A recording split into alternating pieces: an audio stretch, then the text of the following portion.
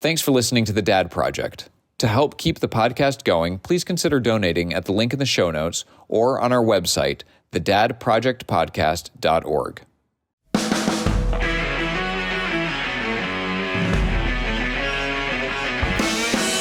Few things are harder than the mission of raising your kids. At The Dad Project, we get experienced dads to reveal what's worked for them, offering practical, time-tested advice. Being a successful dad is tough, and we're here to help you get it done. Welcome to The Dad Project. Hey there and welcome. This is Josh, host of the Dad Project podcast. On this episode, we sit down with Doug Hinderer to discuss the keys to a happy marriage and how to maintain or regain that joy if it's gone off the path. Doug is a licensed marriage and family therapist with a passion for helping couples build happy, lifelong marriages. Doug and his wife Shirley have been married for 44 years and have 9 children and 10 grandchildren. After retiring from a successful career in HR, Doug earned a master's in clinical therapy. And after years of working with clients in private practice, Doug shifted his focus to the airwaves as the host of Marriage Unhindered on Relevant Radio. Doug's the author of Rekindled Hearts, A Spiritual Journey to Marital Healing, released in 2025 and available through Scepter Publishers. Doug, welcome to the Dad Project podcast. First off, Doug, what would you say are the top 3 things that make for successful, happy marriages? Yeah, good. I think there are 3 legs to the happy marriage stool. And first is conflict management. All right. You're going to have conflict in your marriage. You can't avoid it, so you have to be able to manage it. All right? And I mean, this goes back to Adam and Eve. They were perfectly happy, no conflict at all, until they ate the apple. And then what happens? Well, Eve blames the snake and Adam blames Eve. And you can imagine the fight they got into as they were getting escorted out of the Garden of Eden, right? And when God says, hey, what have you done? They say, well, we ate the fruit. And he's passing out the punishments. Eve gets 2 punishments. She gets increased pain of childbirth. And then she gets, your desire will be for your husband, but he will lord it over you. So John Bergsmo is a professor of theology at Steubenville, Franciscan University. He was also a language scholar. Says the original word in Hebrew that we translate as desire actually can be translated as desire to control. Right? And so God says to Eve, you're going to desire to control your husband, and he's not going to let you. So right from the start now, we're set up. We're going to have conflict over who's in charge around here. And anybody who's been married for more than a day realizes that we struggle with who's in charge, right? So you're going to have conflict, guaranteed. Plus, you've got your own temperament, your own flaws, defects, interests. So we're just lots of fertile ground for conflict. What the research is showing is that 69% of the conflicts that couples have, not solvable. You're not going to fix it. So you got to learn to live with it. But the other 31% you can fix. So let's work on how to fix that. Right? So about those things, is that like personality traits, temperaments? One person's more organized, one person's less, one person is more opinionated, one person's a little bit more, shy or reserved in their temperament. And like, those are things that are sort of immutable in a sense and that you can't change it. No, you're not going to change it. Yeah. So for instance, in my marriage, I'm a morning person and my wife's a night owl. Well, over the last 45 years, I could even say over the last 4 or 5 days, we've had conflicts over what time we're going to bed and what time we're getting up. We're not going to fix that. No matter how hard I work, I'm not going to become a night owl. And no matter how hard she works, she's just never going to spring out of bed at 6 a.m. and start whistling like I do. Right? So we're going to have conflict around that. All right, well, let's figure out how to manage it, how to navigate it, right? And accept it. And then offer it up, right? Because it's kind of a pain a lot of times, right? But the other conflict, the other conflicts, 31%, we can actually fix. And so part of what I do is teach the skills on how to resolve conflict that is resolvable. Okay, so that's the first leg of the stool, managing the conflict. Number 2 is investing in, growing, nurturing the love that the two of you feel. Right? And so when you get married on your wedding day, I mean, your love is up at the top, right? But it's just kind of, it's slow. slowly diminishes over time. Most marriages don't explode in midair. Most die very slow, imperceptible deaths. The day you get married, you're at 30,000 feet, right? And then you drop to 29, 999, 998, and that's just kind of life. Now, at some point, maybe your ears pop. You're like, oh, man, something happened, right? And then you can go back to reading your book and keep losing altitude. Or you can get up and go to the cockpit and say, hey, what's going on? Something's not right. Yeah. So you've got to invest in nurturing, growing, and developing the marriage every single day. And I talk about how to do that. Love is composed of 4 different activities. I think it's 4 different kinds of love. The love of friendship, the love of kindness, storge love, the Greeks referred to it. Eros, physical love, and then agape, which is sacrificial love. And you need to grow all 4 of those, and you need to have a plan on how you're going to grow all 4 of those. So that's the second leg of the stool. And then the third leg of the stool is forgiveness, because no matter how hard you try, you're going to get it wrong, and your spouse is going to get it wrong. And you're going to get a lot of opportunities. In fact, I don't think there's any place in the world where you get more opportunities to practice forgiveness than in marriage. Right. You're married to an imperfect person with flaws and defects, and they have bad days, and they're going to hurt you. And 99 times out of 100, it's not intentional, Right. but they're still going to say something that hurts you, or fail to say something that you think they should say that hurts you, or whatever. And so you've got to get really good at forgiveness. So I think those are the 3 legs of the stool for what goes to make for a good, solid, enjoyable marriage. I think that's great. And so the Dad Project podcast is all about helping dads become great dads, but maybe there's an understood or sort of implicit concept there, which is you can't be a great dad if you're not a great husband, right? So I know studies have shown, and I can't quote them, that's sort of it's not my lane, that, dad and mom can focus on themselves. And so long as they do that, there can be almost a little bit of neglect of the kids, and the kids will still turn out well raised because of the example that the dad and mom give in the relationship.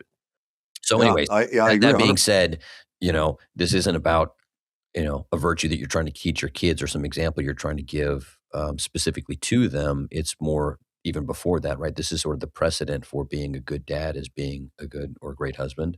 Would you agree? Yeah, well, 100%, 100%. And I think the best gift you can give especially your son, but even your daughters, is to love their mother.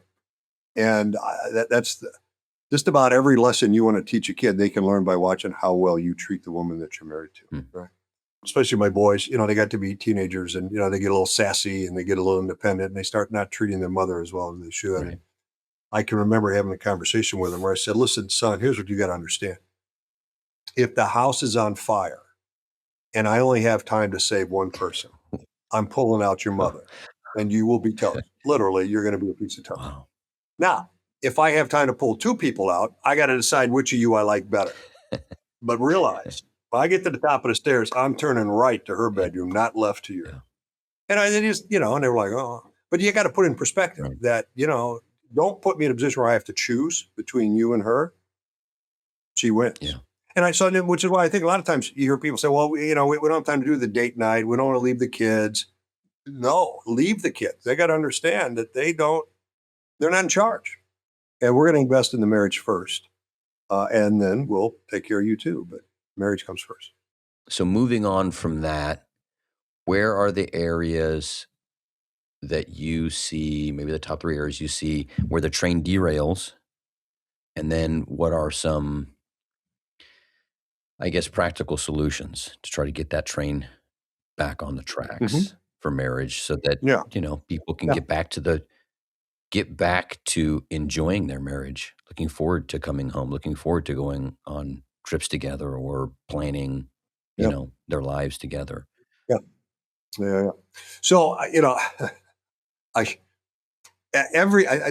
just about everything in the world works against marriage. Just about everything. Just about everything ends up, if you let it, becoming a wedge between you and your wife, starting with your children. And you notice it when that baby is born, that baby is now in charge. Yeah. And mom has no choice but to give a lot of time and attention to that baby. She's nursing the baby, most likely, changing the diapers, feeding, nursing, cuddling, snuggling, bonding, etc. Dad often feels left out. Like you used to give me 100% of your attention. Now this baby's getting 98 and I'm getting 2%. And man, all your time is going to the baby. And then when the baby's finally asleep, well, you're too exhausted to spend any time with me anyway, because you want to go to sleep. You've been up half the night. Rightfully so. And so, exactly. Yeah. Well, that's how it is. But that's how it should be. Right. But the research is pretty clear. Marital satisfaction goes down after the first child is born and stays down for up to 2 years. Okay, because it's a whole new dynamic. You got this third being in there that's taking up all your time, all your energy. You're tired. The money is tighter now than it was before. Life is turned upside down. Right? And so the number one thing that maybe not the number one thing, but one of the top 3 that gets in the way of a good marriage is the children, if you let them, right? Which is why we're dealing with this phenomenon now in our society called gray divorce, where couples get divorced. The divorce rate ticks up when couples get into their 60s. Well, why is that? Well, we got money now. The kids are out of the house, but we spent all of our time focused on the children, not on each other. They're gone, and now I don't know who you are. And I don't know I want to spend the next 20, 30 years with you. So the children get in the way a lot. And then other things, like your career, working real hard, putting in time, trying to make the money to provide a good standard of living for your children and send them to college and all that kind of stuff, right? So careers can very much get in the way, especially if you have to travel a lot or you're working long hours. So career gets in the way. And then, the other thing I would say that gets in the way is just selfishness. I want what I want. And I'm sorry if you don't like that. But, frankly, I work hard all day, all week long, and I want to golf on Saturdays. And I think I should be allowed to golf on Saturdays because I work real hard and I enjoy golf. But we got all these kids running around the house and they got a lot of things going on Saturdays and they need somebody to drive around and, take care of them. We need you around the house. Yeah, but see, golf's pretty important to me. So your hobbies or your interest, selfishness, right? So I'd say those are like the top 3 things that tend to get in the way of a marriage. And and you got to throw the devil in there too, because the devil wants to destroy your marriage. Right. So, it does seem like modern society makes the ground for successful marriages or happy marriages less fertile in the last 50, 60 years. Definitely seems to be pitting man against woman. It seems to be a dichotomy of everything, right? White versus black, man versus women, country versus country, whatever. The very bipolar kind of world that we live in, but even more so, I think, man versus woman and husband versus wife. Commercials are always about some dad who amazingly is successful enough to make a lot of money for a nice house and a nice car and all brand new iPhones on Verizon's plan or AT&T's plan or whatever the provider is. Yeah. But dad is kind of the idiot and the kids kind of don't respect him. It's sort of Homer Simpson, Al Bundy, whatever. And I'm not trying to knock on The Simpsons because I actually love The Simpsons. But the point being that there's something both explicit and maybe a little insidious about, dividing people against each other and then, man against woman, husband against wife. So kind of going back to the first main sort of derailment, which is the kids. What are some successful, strategies for navigating the times in which, my wife stays at home, we homeschool. So she's busy all day. She runs the books, she runs the house. She plans everything, and then she also educates the kids. So, she's exhausted at the end of the day because she's doing everything and I'm gone and I do travel. So what are some strategies to, sort of navigate that and get things back on track if that was a point of departure for husband and wife? So we seem to be focusing here on our conversation in groups of 3, and I have 3 ideas for this question too, right? First is what I call a 1% daily investment in your marriage. And when I'm working with couples, I'll ask them, hey, are you willing to invest 1% of your day to improve your marriage? And without batting an eye, they'll say, oh yeah, for sure. I can give you 1% of my day. Yeah. That sounds pretty easy. Well, 1% of 24 hours is about 15 minutes. Okay. So the first thing I start encouraging my couples to do is take 15 minutes out of your day just to devote to the two of you. No children, no screens. Yeah, put some music on if you want, but you're going to take 15 minutes just for the two of you to connect and deepen your friendship. That's your time to praise each other, affirm each other, love each other, tell each other how great you are. Tell me about your day. Tell me about the bad stuff that happened to you today. I love you so much for all the sacrifices you're making for our family, etc. Right. Okay. 1% investment every day. One date night a week. Okay. Where you get out of the house. Now I'm going to take 2 hours to do what I take 15 minutes every day to do, just to tell you how much I love you and just connect with you at a deep level of friendship. Okay. Most couples do the date night wrong. They use it more as a logistics planning session. Who's picking up the dry cleaning? Who's taking this kid to soccer practice? Who's going grocery In shopping? terms of It's not about the topics that occupy the time that they're spending together on that date night, you mean? So right. it's a planning, like you said, it's a planning session. It's not a session. It's not a love session where it's about Correct. you. Correct. And that's what it should be. It should be a love session, as though we don't have kids, we don't have jobs, we don't have anything. We just have the two of us. The rest of the world has stopped spinning because it's just the two of us now. All right. So 1% daily investment, one date night a week, and then one weekend getaway a year where you actually go away for the weekend. Okay. Now, again, that doesn't have to be like some exotic tropical island. I mean, it could be the Motel 6, one suburb over, right? It's just Right. out of the house. We're not coming home tonight.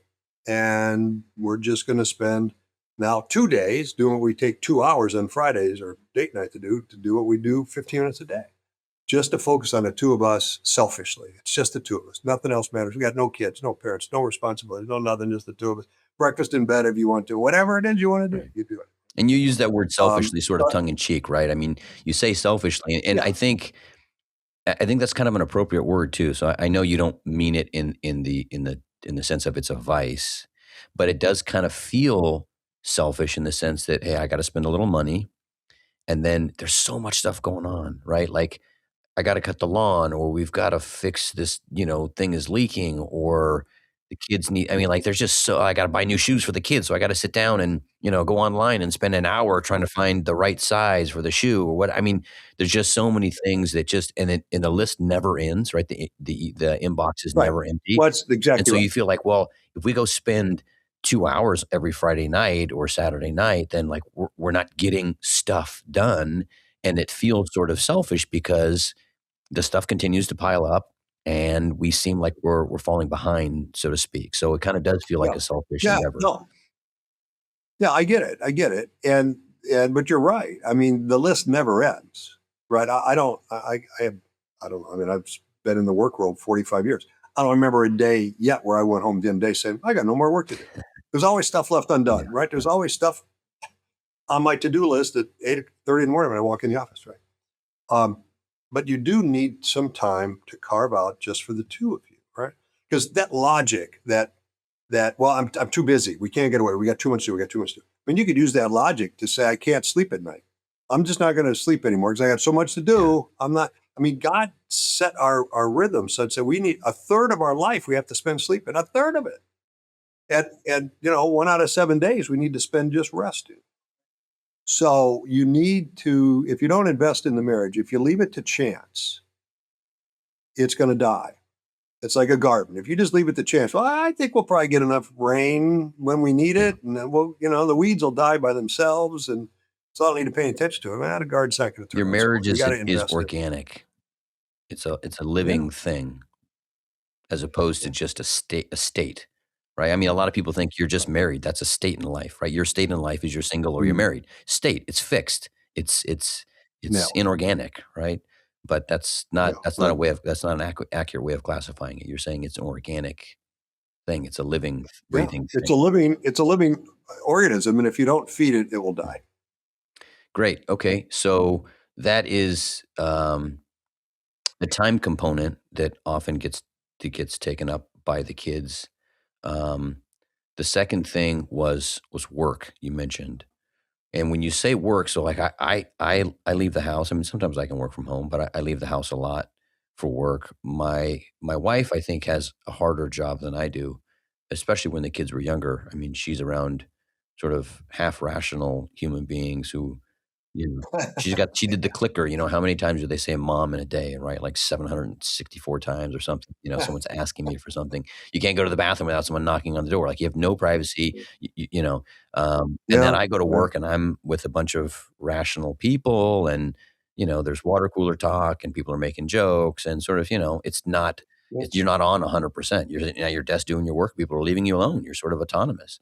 Um, so in terms of the work, um, being an impediment to a happy marriage, can you give me sort of and maybe they cross over. Maybe the solutions work for both a stay-at-home or working mom and a working dad. But can you talk about both of those and how we kind of get around that impediment or get the train back on the tracks if work, quote unquote work in parentheses, is something that kind of Yeah. derails the happiness?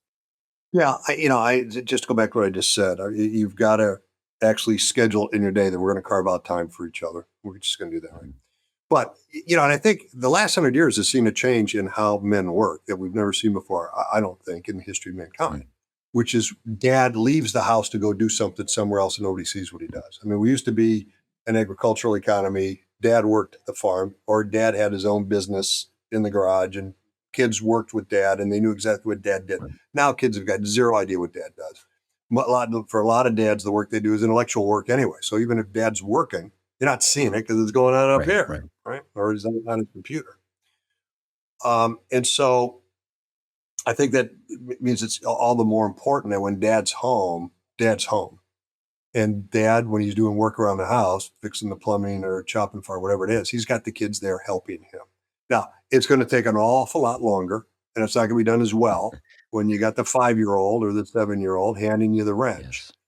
But it's so important for kids to watch what dad does and be part of that, right? And for dad to teach them, because kids really, especially sons, but even daughters, they need to know what a real man looks like. And if they're not getting that from their dad, where are they going to get it? A sports star, Mm. perhaps, rock star, perhaps. I don't know. Somebody on social media, right? Right. Somebody on TV. They're not going to get a good role model. And so dads really need to up their game so that when they're home, they're 100% home and they're involved in their kids' lives. Right. One of the things we did when we had small kids was I had a go with dad list that was on the refrigerator. Each kid's name was there. And then Saturday, when I'm off to the hardware store to buy something, whoever was next on the list, they got to come with dad. And so we'd go to the hardware store or the lumber yard or whatever it is we're doing, whatever errand I'm running. And they would get to hang out with dad for a while. So you've got to be really intentional about making sure that when you are home, you're home. And now, especially now when dads can kind of like work from home, Yeah. those lines start to get blurred a little bit too. Yeah. I mean, I vacillate, you know. I'm at the office and I mean it's a compliment, so I don't take offense at it, but people come and ask you questions and, you know, I got gray Mhm. hairs, so that means I've been around enough to have experienced things. And so people kind of like, "Hey, okay, have you done this before? Can you?" And I like to talk and I like hanging out with people. So it's easy to get distracted in the office when you're talking to this person you really enjoy having a discussion about whatever. And so then I think to myself, hey, I'm not getting enough work done. I need, an hour or two block so I can write something and not get distracted. Um, so then I tell my boss, hey, I'm going to work from home so I can just kind of catch up on stuff and write reports and do whatever I need. And then I come home and yes, dad's working, but then there's always, hey, mom's had to run errands and like you're home and the kids, someone's crying because math homework is difficult or whatever.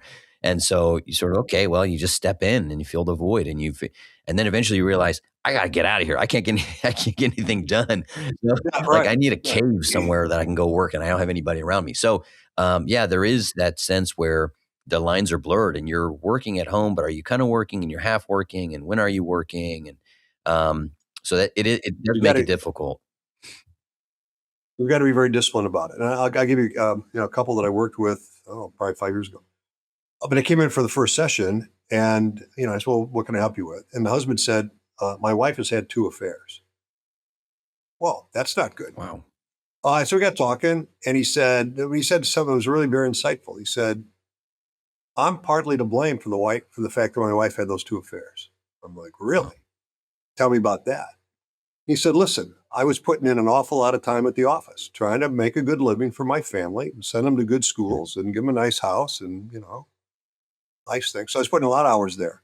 I'm coaching my kids' sports teams. I'm on 2 committees down at the parish.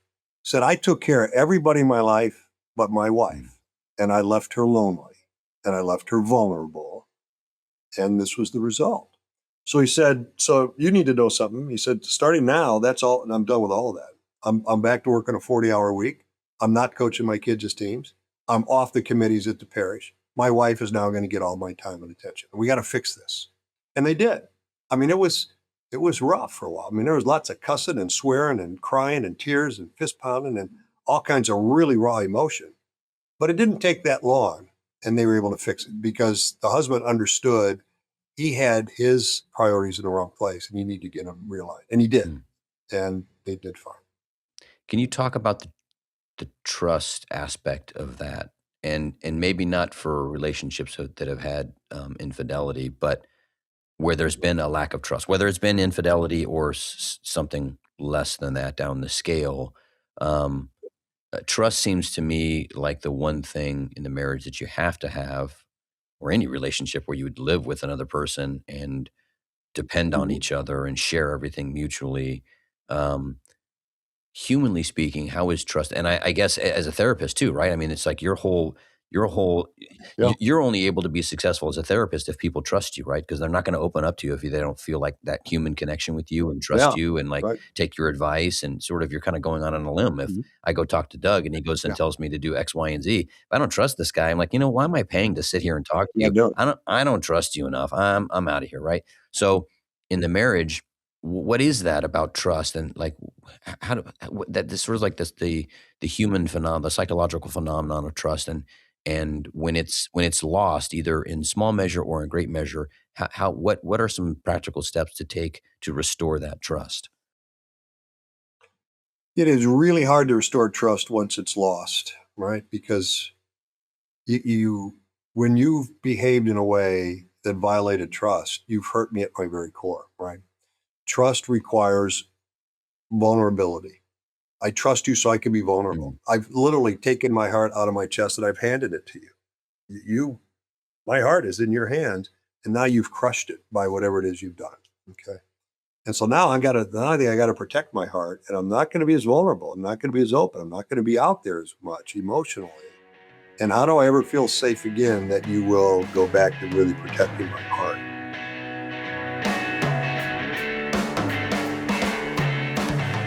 Hey, thanks for listening to The Dad Project. If this talk was valuable to you, please go to our website at thedadprojectpodcast.org and make a voluntary one-time or recurring donation, or use the link in the show description below to help support our operations. Any amount helps. Catch you next time at The Dad Project.